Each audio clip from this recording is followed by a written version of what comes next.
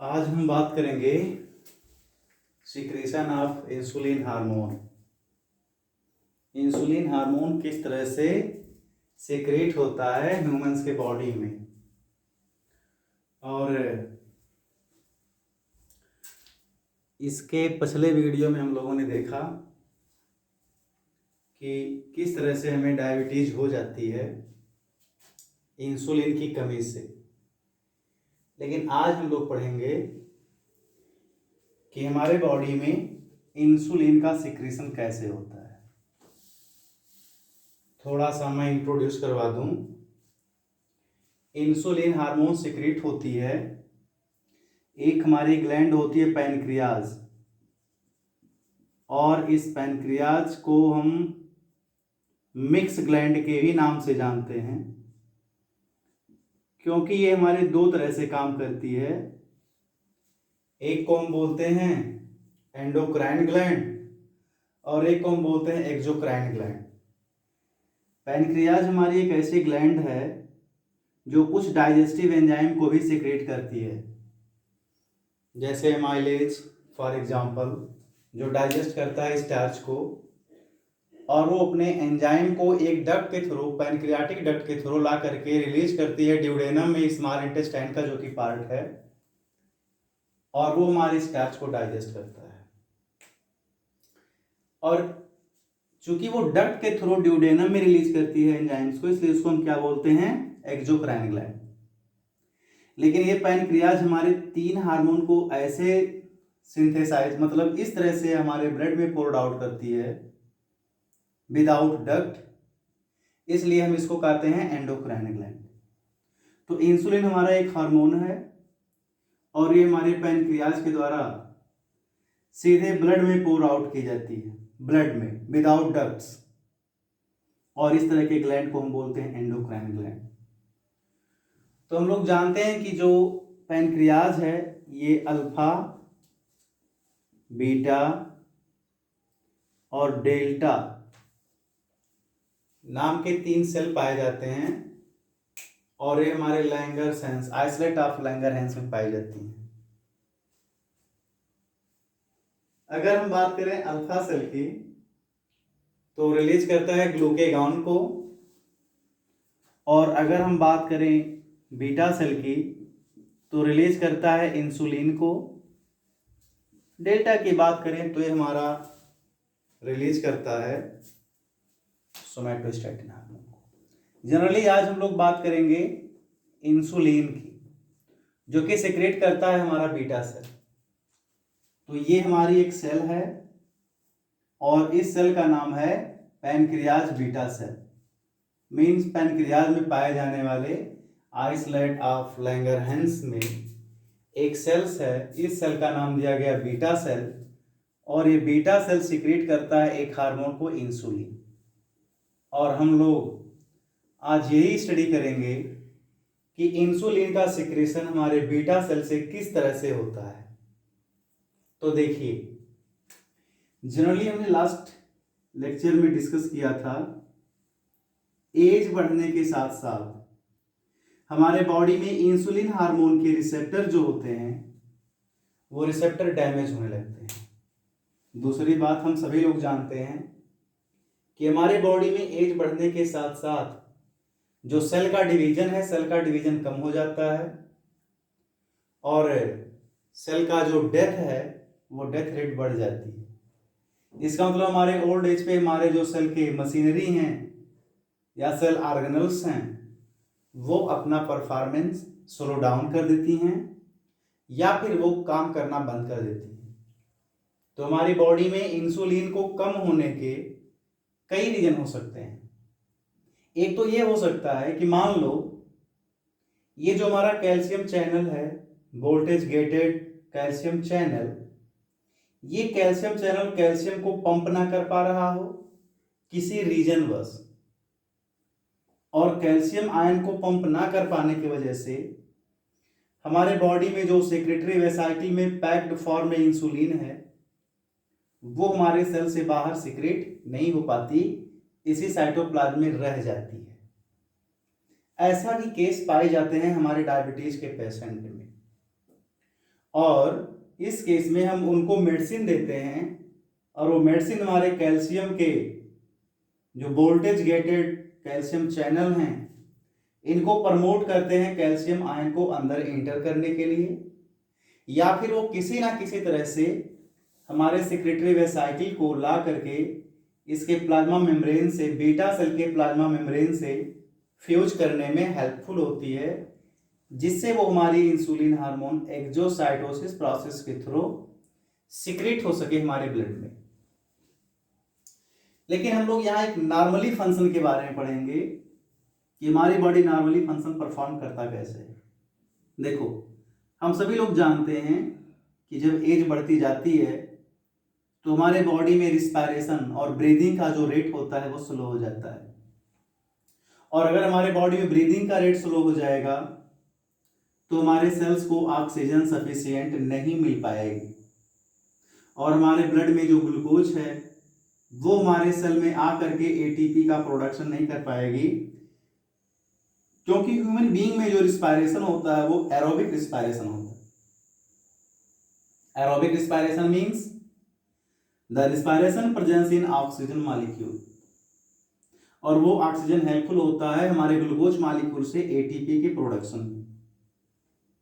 और हमने last lecture में ये मेंशन भी किया था कि हमारे बॉडी में इंसुलिन को कंट्रोल किया जा सकता है बाय फिजिकल एक्टिविटीज। तो आइए हम देखते हैं कि फिजिकल एक्टिविटीज, उसमें तो मैंने दिखाया था कि वो GLUT4 प्रोटीन को ला करके हमारे सरफेस पे अटैच करवा देती है, जिससे ग्लूकोज का ट्रांसपोर्ट होता है और वो जा करके हमारी जो भी फंक्शन होता है प्यूरिटी प्रोसेस में क्या होती है, इन्वॉल्व हो जाती है। लेकिन आज हम बात करेंगे एक ऐसे ग्लूकोज ट्रांसपोर्टर प्रोटीन के बारे में जो कि GLUT2 है। मेरी बात पे ध्यान दो, उस दिन मैंने कहा था GLUT1, GLUT2, GLUT3, GLUT4, GLUT5, GLUT6 etcetera. Glucose transporter protein rank 1, rank 2, rank 3, यानी अलग अलग रैंक के हमारे ग्लूकोज ट्रांसपोर्टर प्रोटीन पाए जाते हैं।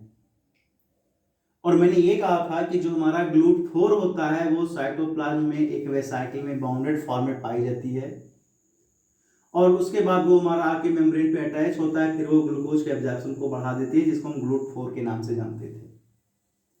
लेकिन आज हमने एक दूसरे ग्लूकोज ट्रांसपोर्टर प्रोटीन का नाम लिया जिसका नाम है GLUT2, यानी glucose transporter protein rank 2, second rank का है, और ये हमारे प्लाज्मा मेम्ब्रेन पे पाई जाती है। और ये पाई किस पे जा रही है? Beta cell. किसका बीटा सेल? पैनक्रियाज का, जो कि आइसोलेट ऑफ लैंगरहैंस के हैं। इस केस में हम देखें तो जो GLUT2 प्रोटीन है हमारे बीटा सेल के प्लाज्मा मेम्ब्रेन के सरफेस पे, इस सेल के कांटेक्ट में हमारा ब्लड का ग्लूकोज होता है, ब्लड होता है और इसमें ग्लूकोज होती है। हमारे ब्लड में जब ग्लूकोज का लेवल राइज होता है, याद करिए मैंने कहा था कि जब ग्लूकोज का लेवल हमारे ब्लड में राइज होता है तो पैनक्रियाटिक बीटा सेल हमारा रिलीज करता है इंसुलिन हार्मोन को, और इस तरह से हमारे पास एक केस दिया गया है। और इस केस में क्या कहा गया है कि जो हमारे ब्लड है, ब्लड में ग्लूकोज का लेवल राइज है। राइज क्यों है?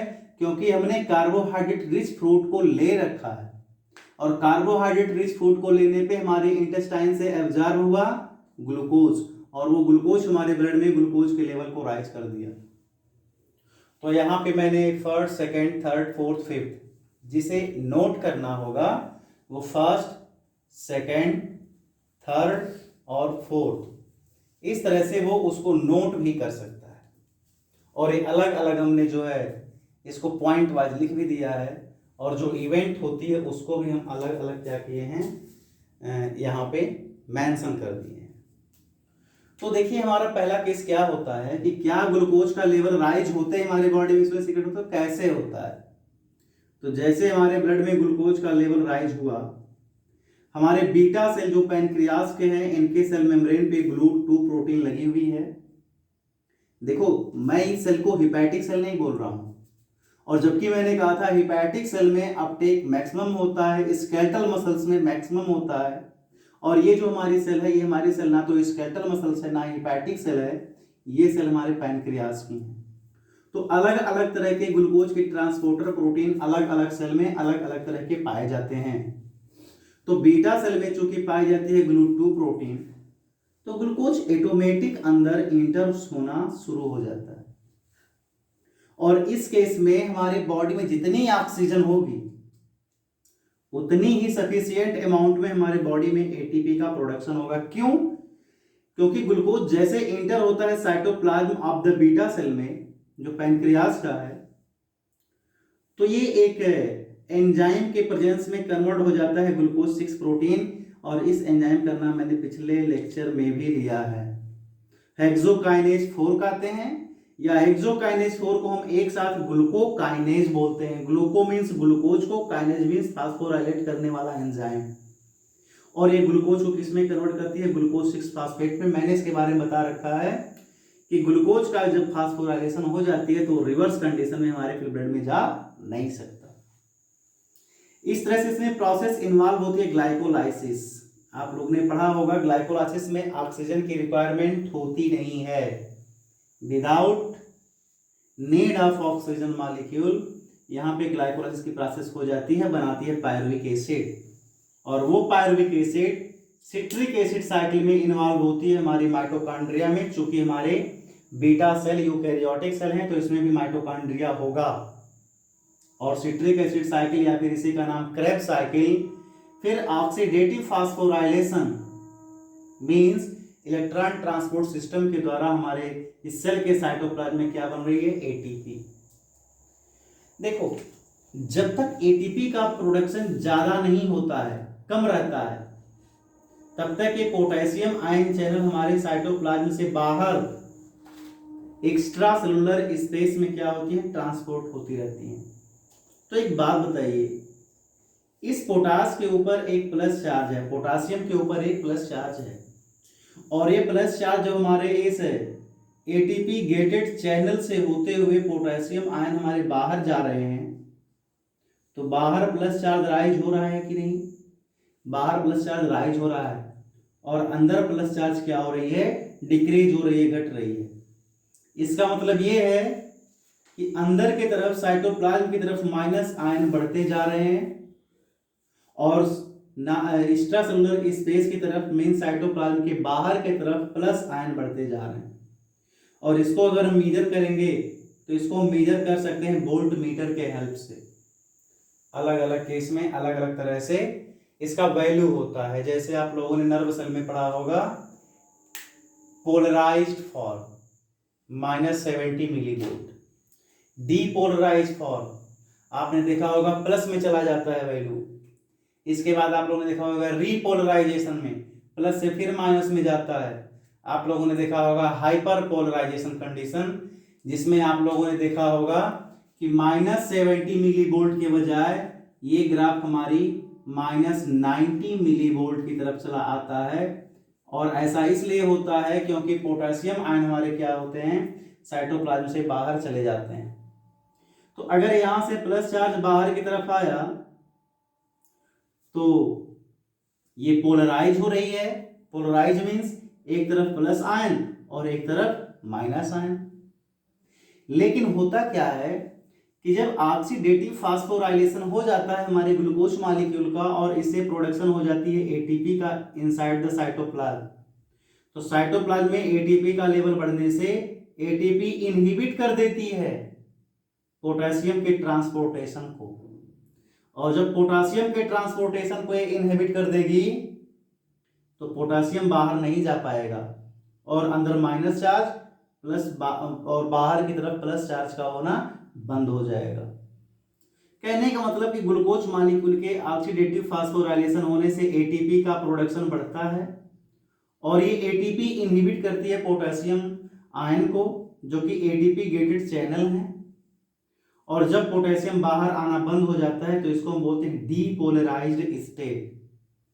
अच्छा एक बात बताओ, जब पोटेशियम साइटोप्लाज्म से बाहर जा रहा था तो कंटिन्यूअसली यहाँ पे माइनस चार्ज घटते जा रहे थे, प्लस चार्ज बढ़ते जा रहे थे, पोलराइज होता जा रहा था। पोल का मतलब क्या होता है? एक माइनस पोल और एक पॉजिटिव प्लस पोल, जैसे हम लोग बोलते हैं नॉर्थ और एक ईस्ट।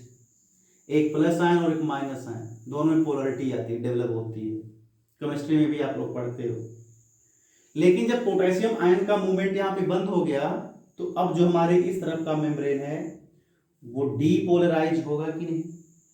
डीपोलराइज मीन्स जो पोलरिटी है वो पोलरिटी इसका डिस्टर्ब होना चाहिए, तो एटीपी इसको इनहिबिट करती है। Then voltage gated calcium channel, देखो यहाँ पे वोल्ट मीटर जो वोल्ट को मेजरमेंट कर रहा है, और ये हमारा क्या है? Voltage gated calcium channel means इसका कुछ वैल्यू होता है, कुछ वोल्ट मीटर होता है, और उस वोल्ट मीटर के गेन को करने पर ये कैल्शियम आयन के जो चैनल हैं ये चैनल ओपन हो जाते हैं और एक कैल्शियम आयन एंट्री करने लगता है साइटोप्लाज्म में, और साइटोप्लाज्म में पहले कैल्शियम के लेवल राइज होते हैं, कैल्शियम के लेवल राइज होते हैं।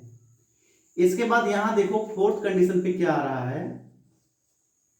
फोर्थ में हम देख रहे हैं कि ये हमारी न्यूक्लियस है, न्यूक्लियर मेम्ब्रेन में न्यूक्लियोपोर से अटैच्ड हमारे एंडोप्लाज्मिक रेटिक्यूलम है, और ये एंडोप्लाज्मिक रेटिक्यूलम के जस्ट एडजेसेंट में हमारा क्या है? गॉल्गी बॉडी है। और हम सब लोग जानते हैं एंडोप्लाज्मिक रेटिक्यूलम दो तरह की होती है, ग्रेनुलेटेड एंड नॉन ग्रेनुलेटेड। जिसपे राइबोसोम पाए जाते हैं सरफेस पे, इसको हम बोलते हैं रफ एंडोप्लाज्मिक रेटिक्यूलम, और जिसपे राइबोसोम नहीं पाए जाते इनको हम स्मूथ एंडोप्लाज्मिक रेटिक्यूलम के नाम से जानते हैं। तो जो हमारा इंसुलिन हार्मोन है, ये इंसुलिन हार्मोन बना है प्रोटीन का, और इसमें लगभग 51 अमाइनो एसिड इन्वॉल्व होते हैं। इसमें ABC नाम के 3 पेप्टाइड चेन पाए जाते हैं, बाद में A और B हमारे इंसुलिन फॉर्म में पाई जाती है, और ABC जैसे मैं यहाँ पे कर दूं ACB, तो ये हमारा कहलाएगा प्रो इंसुलिन जो कि इनएक्टिव फॉर्म है, और ये C पेप्टाइड को रिप्लेस करके A और B आपस में ऐड हो जाते हैं, इसको हम बोलते हैं इंसुलिन। तो इंसुलिन इसका एक्टिव फॉर्म है। तो देखो ABC तीनों पेप्टाइड को फॉर्म करता है हमारा एंडोप्लाज्मिक रेटिक्यूलम, लेकिन ABC के बाद प्रोसेसिंग होती है गॉल्गी बॉडी में, और गॉल्गी बॉडी में हमारा जो इंसुलिन होगा उसमें A और B चैन आपस में डाइसल्फाइड बॉन्ड से जुड़ जाते हैं, और हमारा C जो पेप्टाइड है वो सेपरेट हो जाती है।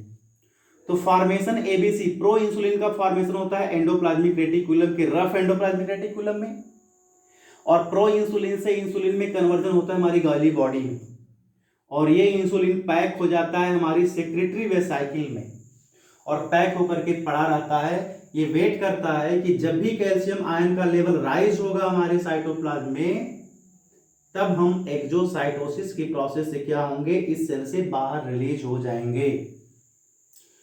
तो एक्चुअली साइटोप्लाज्म में कैल्शियम का लेवल कम होता है। ऐसा इसलिए होता है क्योंकि अगर कैल्शियम का लेवल हमारे साइटोप्लाज्म में ज्यादा होगा तो हमारी सेल डेथ पे चली जाती है, एपोप्टोसिस पे। आप लोगों ने कुछ कंडीशन में सुना होगा कि किसी पर्सन को ओवरडोज में कैल्शियम दे देने से उस पर्सन के बॉडी में डिफॉर्मिटीज आ जाती हैं, और उसके बॉडी में मैक्सिमम सेल क्या होते हैं? डेड हो जाते हैं, क्योंकि उस समय क्या होती है, उसमें कैल्शियम का लेवल राइज होने से सेल हमारे एपोप्टोसिस पे जाती है, जिसमें silent death of the cell होता है। हमारे बॉडी में पेन नहीं होती है। सेल का डेथ दो प्रकार से होता है, एपोप्टोसिस एंड नेक्रोसिस। नेक्रोसिस में हमारे बॉडी में पेन होती है, जैसे घाव होना, फोड़ा फुंसी होना। इस समय जब हमारा सेल डेड होता है तो उसको हम नेक्रोसिस बोलते हैं।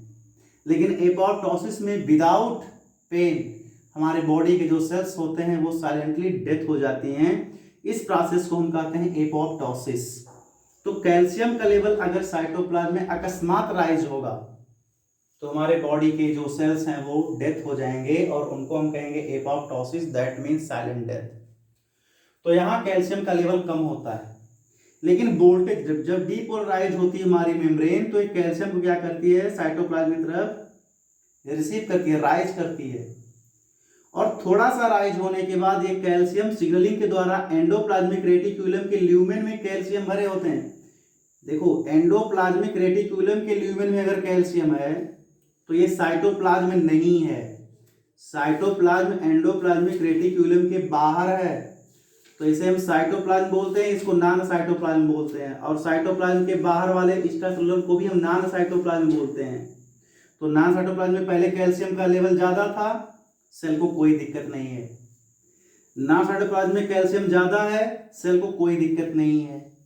लेकिन जब ये कैल्शियम साइटोप्लाज्म में आ गया तो ये कैल्शियम प्रमोट करता है एंडोप्लाज्मिक रेटिकुलम को, भाई तुम और भी कैल्शियम को रिलीज करवाओ, और कैल्शियम का लेवल यहाँ पे सडनली बहुत ही ज्यादा राइज हो जाता है। और इस केस में ये सेल क्या करती है, जो हमारे सिक्रेटरी वेसाइकिल में इंसुलिन ग्रेन्यूल्स पैक्ड हैं उससे जा करके बाइंड हो जाती है, और कैल्शियम सिक्रेटरी वेसाइकिल आपस में बाइंड होने के बाद एक्सोसाइटोसिस प्रोसेस के द्वारा, चूंकि इसका नाम है एक्सोसाइटोसिस, साइटो मीन सेल, एक्सो मीन आउटसाइड, यानी कि एक हमारी प्रोसेस है एक्सोसाइटोसिस। इससे हमारे साइटोप्लाज्म में जो भी कंटेंट है वो इस सेल के बाहर सीक्रेट हो जाती है। इस प्रोसेस को हम कहते हैं एक्सोसाइटोसिस। और कैल्शियम जाके सिक्रेटरी वेसाइकिल से बाइंड होती है। एक्सोसाइटोसिस की प्रोसेस के द्वारा ये इंसुलिन को हमारी ब्लड में सीक्रेट करवा देती है। किसमें सीक्रेट करवाती है? ब्लड में। इसके बाद आप लोगों ने देखा होगा कि ये इंसुलिन हमारी टारगेट सेल पे जाती है, और उस टारगेट सेल पे इसके रिसेप्टर होते हैं, रिसेप्टर पे जाके इंसुलिन बाइंड होती है, और ये IRS को 1 को क्या करती है? स्टिमुलेट करती है, और ये PDK को स्टिमुलेट करती है। बाद में सारे प्रोसेस तो मैंने इसके पहले लेक्चर में बता चुका हूँ। तो ये मैकेनिज्म था हमारे बॉडी में कैल्शियम के सिक्रीशन का। पहला स्टेप क्या है? ब्लड में ग्लूकोज का लेवल राइज हुआ। क्यों? क्योंकि हम लोगों ने कार्बोहाइड्रेट फूड को ईट किया, और डाइजेस्ट होने के बाद जब ग्लूकोज का लेवल बढ़ा तो हमारे साइटोप्लाज्म में ग्लूकोज एंट्री किया। हेक्सोकाइनेज के प्रेजेंस में ग्लूकोज 6 फास्फेट बना। Glycolysis citric acid cycle oxidative phosphorylation से ATP का प्रोडक्शन बढ़ा, जिसने पोटेशियम ATP गेटेड चैनल को क्या किया? इसने इनहिबिट कर दिया। इनहिबिट होने के बाद जो पोलैरिटी थी वो डीपोलराइज हो गया। कैल्शियम आयन हमारे साइटोप्लाज्म में इंटर्स हुआ, और इंटर्स होने से ये एक्टिवेट किया एंडोप्लाज्मिक रेटिक्यूलम को। फोर्थ स्टेप में क्या हुआ कि कैल्शियम का लेवल बहुत ही ज्यादा रिच हो गया हमारे साइटोप्लाज्म में, और ये इस सिक्रेटरी वेसाइकिल से बाइंडेड हुआ जिसमें इंसुलिन फेल है, और बाउंड होने के बाद ये कैल्शियम और इस सेक्रेटरी वेसाइकिल को ला करके सेल के सरफेस पे अटैच करवा दिया, जिससे इंसुलिन क्या हुआ? सीक्रेट हुआ हमारे ब्लड में। चूंकि ये ब्लड में इंसुलिन को सीक्रेट कर रही है, इसलिए इस पैंक्रियाटिक बीटा सेल को हम बोलते हैं एंडोक्राइन ग्लैंड। और जब ये इंसुलिन हमारे सेल ब्लड में रिलीज हुआ, और ये ब्लड के द्वारा हमारे पूरी बॉडी के पूरे सेल में कैरी कर दिया गया, और वो हमारे सेल के पास जाने के बाद क्या किया? ग्लाइकोलाइसिस करवाया, फिर फास्फोराइलेशन को बढ़ा दिया, GLUT4 प्रोटीन को एक्टिवेट किया, और इंसुलिन की अपटेक को बढ़ गई। तो ये थी हमारे बॉडी में इंसुलिन का सिक्रेशन। तो देखो, सबसे बेस्ट है अपनी बॉडी को एनर्जेटिक बनाओ। आपकी बॉडी में ATP होनी चाहिए, आपके डाइट में कैल्शियम होना चाहिए। ऐसा नहीं कि आप ज़्यादा ओवर ईटिंग कैल्शियम का कर लो। कैल्शियम रिच फूड भी अगर आप करोगे तो इस पर हम एक वीडियो बना देंगे। आपके इंटेस्टाइन में कैल्शियम पड़ा होगा, लेकिन आपके ब्लड में कैल्शियम का अपटेक नहीं होगा। क्यों नहीं होगा? इसके बारे में एक बार हम बना देंगे वीडियो। इसकी भी ज़रूरत होती है, इसके भी कुछ ना कुछ क्या होते हैं? शर्त होते हैं। तो इस तरह से अपने बॉडी में एनर्जी के लेवल को बनाए रखो, अपने लाइफ को हेल्दी बनाओ, आपकी बॉडी में इंसुलिन की कमी कभी भी नहीं होगी। कहने का मतलब, इसे जो हम राज रोग के नाम से जानते थे, जो लोग कोई काम नहीं करते उनके बॉडी में इंसुलिन की कमी होती थी, डायबिटीज होती थी। क्यों? हम फिजिकल वर्क ना करने से क्या होती थी? बॉडी में ग्लूकोज का ऑक्सीडेशन कम होगा, ATP का प्रोडक्शन कम होगा। इस तरह से हमारे बॉडी से जो बीटा सेल हैं, उस बीटा सेल से इंसुलिन का सिक्रेशन हमारे ब्लड में कम होगा। इंसुलिन का सिक्रेशन कम होगा तो ग्लूकोज का अपटेक हमारे सेल्स में कम होंगे, इसलिए हमको डायबिटीज जनरली हो जाती थी। आज के दिनों में क्या है कि हम लोग फिजिकल वर्क करना नहीं चाहते, कुछ लोग मेंटली वर्क करते हैं, अदरवाइज कुछ लोग वर्क ही नहीं करना चाहते। तो इस केस में भाई, अगर आप वर्क नहीं करोगे तो ATP का प्रोडक्शन आपके सेल में राइज नहीं होगा, और राइज ना होने की वजह से आपकी बॉडी में इंसुलिन की खुद पे खुद डेफिशिएंसी हो जाएगी, और एक दिन आपका सेल एनर्जी के डेफिशिएंसी में ये सारे सेल ऑर्गेनल खराब हो जाएंगे, और आपका सेल, अगर बीटा सेल आपका डेड हो गया, तब आपको कंटिन्यू जो है इंसुलिन का इंजेक्शन लेना पड़ेगा जिंदा रहने के लिए। तो उससे बेहतर है कि अपनी बॉडी में एटीपी के लेवल को बनाए रखो। Thank you very much for this video. आप लोग इसे फॉलो करो, अपने लाइफ को बेहतर बनाओ।